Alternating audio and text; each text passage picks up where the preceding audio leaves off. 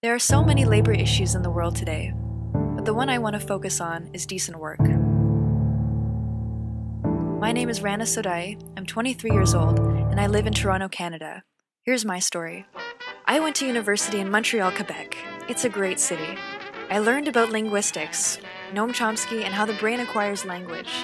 I also took lots of interesting courses in languages, world religions, and philosophy.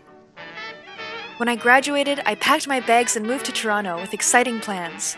But it turned out that not too many people want to hire linguists. So I worked at a chocolate shop, and then a clothing retailer. Then I decided I should volunteer. I worked for Habitat for Humanity Toronto.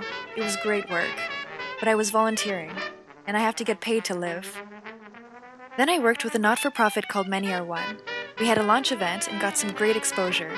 But then our funding application was rejected, and I was back to minimum wage. Should I just work somewhere to get by? What happened to my dreams and all the interesting ideas I learned about? Sometimes I think back to them. I see a lot of youth around me that have great skills and ideas that our governments and businesses aren't taking advantage of.